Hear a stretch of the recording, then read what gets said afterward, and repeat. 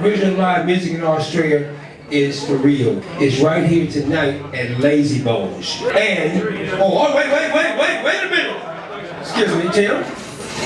Or go to GlennCardier.com to get CDs up the rent. Okay. Yeah, man. Every Thursday, first Thursday of the month. And please come back and support this because this is going to be the best night that you ever had in your life when we finish doing these. And you're going to go home feeling good.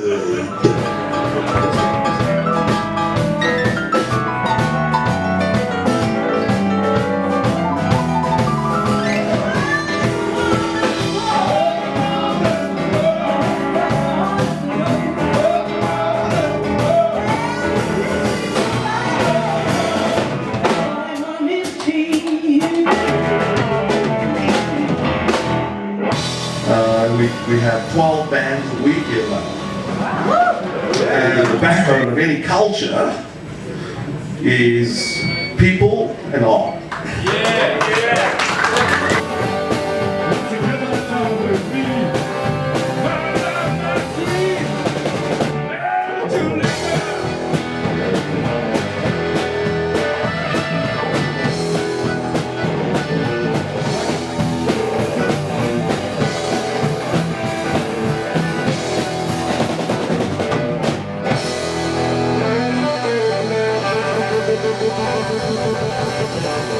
Just being recognised. Sydney has this history of being a culture of crisis, doesn't it, with its live music? Getting something regular, a residency, is incredibly difficult. The repeat gigs that I get are just mostly to do with the relationships that I've created over the years. You go to the venue and you have an experience at that venue, and if you've got people who are willing to put themselves out on a limb and create spaces like this, I think Craig came from Melbourne, didn't he?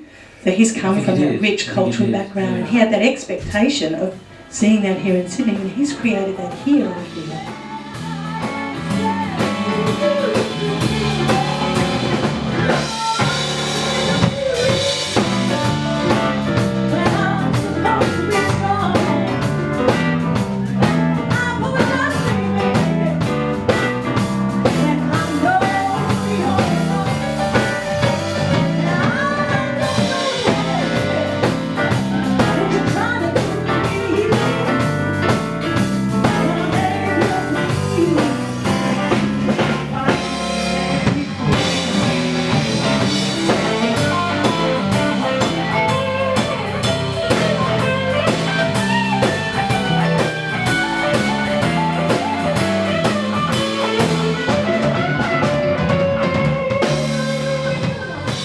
Marrickville Council, where we are now, have got a live music plan which has got a whole load of things happening under the bonnet.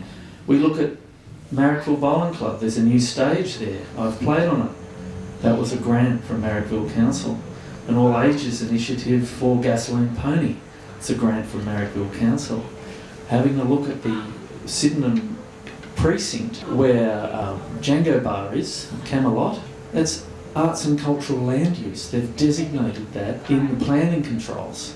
Arts and cultural land use. Really interesting planning for the future. Musicians getting behind the local venues and trying to, do something that's creative as well and creating an experience. And it's about musicians networking and hanging.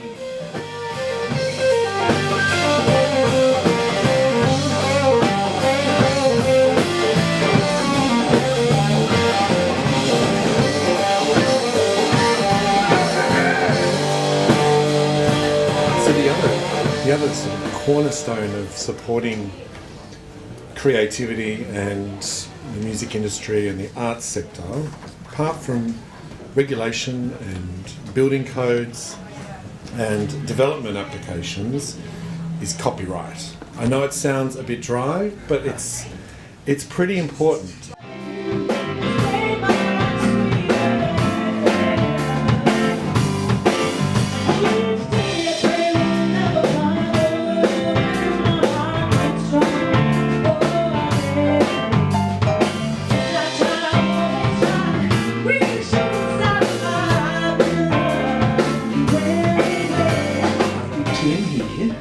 Band has an education program in schools called Sound Sessions. Sound Sessions is an initiative which operates in secondary schools, predominantly in Sydney.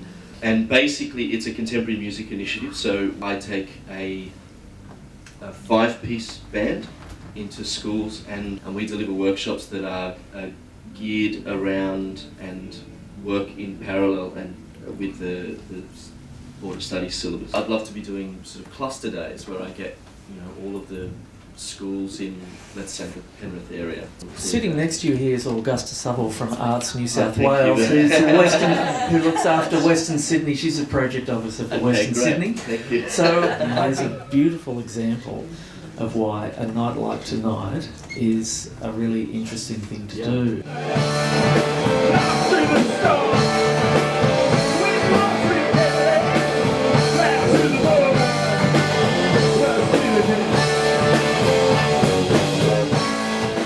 Thank you everyone for attending to our first Q&A.